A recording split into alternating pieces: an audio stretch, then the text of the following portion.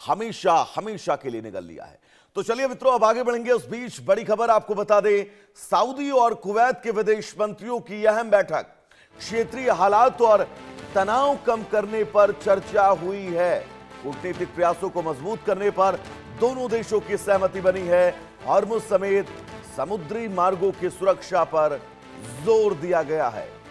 तो मध्य पूर्व में बढ़ते क्षेत्रीय तनाव के बीच सऊदी अरब और कुवैत ने कूटनीतिक स्तर पर अहम पहल की। सऊदी विदेश मंत्री प्रिंस फैसल बिन फरहान और कुवैत के विदेश मंत्री शेख जर्राह जाबेर अल अहमद, जिन्होंने क्षेत्र के मौजूदा हालात और तनाव कम करने के उपायों पर विस्तृत चर्चा की। सऊदी विदेश मंत्रालय के मुताबिक दोनों नेताओं ने इस बात पर सहमति जताई कि क्षेत्र में शांति स्थिरता बनाए रखने के लिए आपसी समन्वय और कूटनीतिक प्रयासों को लगातार मजबूत किया जाना चाहिए। बैठक में हॉर्मुज स्ट्रेट समेत महत्वपूर्ण समुद्री मार्गों पर निर्बाध आवाजाही सुनिश्चित करने की आवश्यकता पर भी जोर दिया गया। दोनों देशों ने कहा कि समुद्री सुरक्षा, क्षेत्रीय स्थिरता और संवाद के जरिए विवादों का शांतिपूर्ण समाधान ही मौजूदा चुनौतियों से निपटने का सबसे प्रभावी रास्ता है। तो फिलहाल बड़ी खबर, और यह बहुत अहम बैठक मध्य पूर्व एशिया में हुई। यह बैठक अपने आप में यह बताने के लिए काफी है कि खाड़ी देश लगातार ईरान, अमेरिका, इजराइल युद्ध के बीच उन तमाम चुनौतियों का सामना कर रहे हैं जिन चुनौतियों का भविष्य इन सभी लोगों को पता है। सऊदी कुवैत की अहम बैठक कूटनीतिक प्रयासों को मजबूत करने पर सहमति बनी है। हॉर्मुज स्ट्रेट को लेकर आगे स्थितियां क्या कुछ क्लियर हों, कैसे हॉर्मुज स्ट्रेट को दोबारा सुचारू रूप से शुरू करवाया जाए, इन तमाम महत्वपूर्ण पहलुओं पर बातचीत हुई है।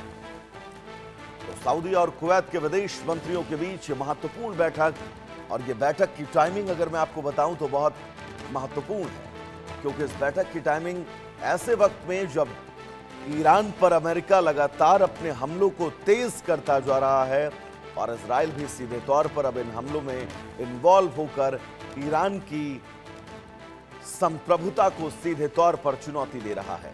और इन चुनौतियों के बीच हॉर्मुज स्ट्रेट पर आपको पता ही होगा इस वक्त हालात कैसे हैं। जो जहाज वहां से गुजर रहे हैं, उन जहाजों पर कब किस देश की मिसाइल आकर गिर जाए, कब किस देश के विद्रोही उस पर अटैक कर दें, यह किसी को नहीं पता है। और कब ये जहाज किसी माइन से जाकर टकरा जाएं, इन तमाम हालातों के बीच यह बैठक बहुत महत्वपूर्ण। समुद्री सुरक्षा और स्थिरता को लेकर यह सऊदी और कुवैत की अहम बैठक।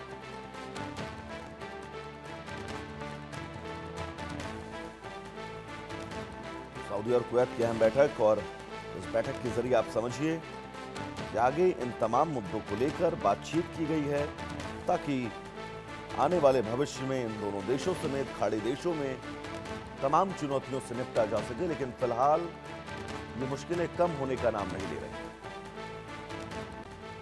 क्योंकि क्षेत्रीय तनाव बहुत तेजी से आगे बढ़ता हुआ नजर आ रहा है। कूटनीतिक प्रयासों को मजबूत करने पर सहमति तो जरूर बन गई है, लेकिन ये कूटनीतिक प्रयास फिलहाल विफल होते दिखाई दे रहे हैं, क्योंकि जो वैश्विक पटल पर मिडिल ईस्ट के साथ साथ पश्चिमी एशिया में हालात हैं, वो हालात ये बताने के लिए काफी हैं कि खाड़ी में जितनी भी मुस्लिम कंट्रियां हैं, खाड़ी में जितने भी देश हैं, उन देशों के लिए हालात फिलहाल बहुत जल्द सुधरने वाले नहीं हैं। हालांकि सऊदी कुवैत की बैठक, और इस बैठक के जरिए ये कोशिश की गई है कि आने वाले वक्त में, आने वाले भविष्य में कैसे समुद्री रास्तों पर निर्बाध आवाजाही को सुनिश्चित किया जाए, कैसे इन हालातों के बीच अपने देश की अर्थव्यवस्था, अपने देश की स्थितियों को, अपने देश के हालात को अडिग रहकर उसको जमीन पर न गिरने दिया जाए। तो सऊदी कुवैत की अहम कूटनीतिक बैठक, और इस बैठक से जुड़ी एक एक तस्वीर आप सबकी टेलीविजन स्क्रीन पर। तो सऊदी कुवैत के विदेश मंत्रियों की बैठक,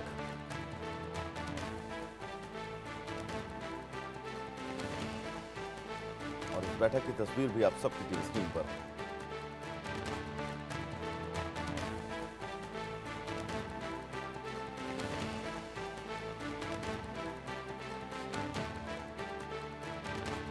बड़ी खबर इस बीच दृश्य आप सबकी टीवी स्क्रीन पर।